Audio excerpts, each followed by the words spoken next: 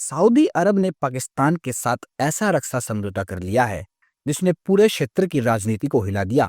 सवाल उठ रहा है, क्या यह कदम सऊदी अरब को भारत के खिलाफ खड़ा कर देगा और इस पर भारत की प्रतिक्रिया क्या है? आइए पूरी कहानी समझते हैं। पाकिस्तान की आदत रही है कि वह अपने देश की गरीबी को और संकटों को नजरअंदाज करके भारत को अस्थिर करने वाली चालों पर ध्यान देता है। हाल ही में ऑपरेशन सिंदूर में हार झेलने के बाद उसने अब नई योजना बनाई है, खाड़ी देशों से रक्षा गठजोड़ करना। दूसरी ओर खाड़ी देशों की स्थिति भी असुरक्षित है।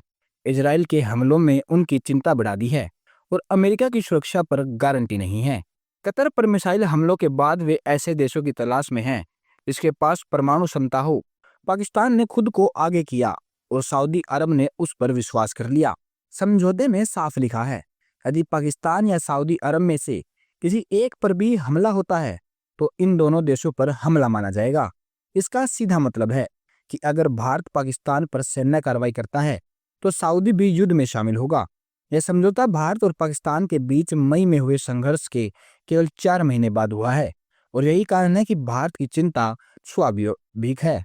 भारत के विदेश मंत्रालय के प्रवक्ता रणधीर जायसवाल ने ये इस पर कहा, भारत इस समझौते के असर और इसके क्षेत्रीय माहौल पर पड़ने वाले प्रभावों को गंभीरता से देख रहा है। हालांकि भारत और सऊदी अरब के संबंध प्रारंभिक रूप से और सकारात्मक रहे हैं। पहलगाम हमले के बाद सऊदी ने पाकिस्तान की हरकतों की निंदा भी की थी। ऐसे में ये प्रश्न उठता है कि ये डील वास्तव में कितने समय तक चल जाएगी। ईरान इस घटनाक्रम में एक अहम भूमिका निभा रहा है। पाकिस्तान पहले ही उसकी पीठ में छुरा घुप चुका है। इजराइल के साथ संघर्ष के दौरान पाकिस्तान के फील्ड मार्शल आसिम मुनीर ने ईरान के आर्मी चीफ मोहम्मद बगेरी की लोकेशन अमेरिका और इजराइल को दी थी, जिसके परिणाम स्वरूप उनकी मृत्यु हो गई। साथ ही दावा किया गया है कि अमेरिका ने ईरान पर हमले के लिए पाकिस्तान के हवाई क्षेत्र का इस्तेमाल किया था। इन घटनाओं से साफ कर दिया है कि पाकिस्तान हमेशा दोहरा खेल खेलता है, कभी मुस्लिम देशों के साथ खड़ा होने का दिखावा करता है तो कभी अमेरिका के सहयोग में खड़ा होता है।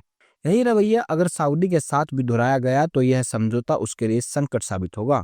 अब बड़ा प्रश्न यही है कि सऊदी अरब की चालों को समझकर समय से रहते इससे बाहर निकल जाएगा या फिर वही चालों उसे गंभीर संकट में धकेल देगी। आप क्या सोचते हैं?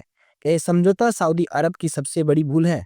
अपनी राय हमें कमेंट में जरूर बताइए और हाँ, न्यूज़ अपडेट्स के लिए चैनल को सब्सक्राइब करें ताकि नोटिफिकेशन बेल आइकन को दबाना ना भूलें, ताकि हर नोटिफिकेशन आपको सबसे पहले मिले। जय हिंद।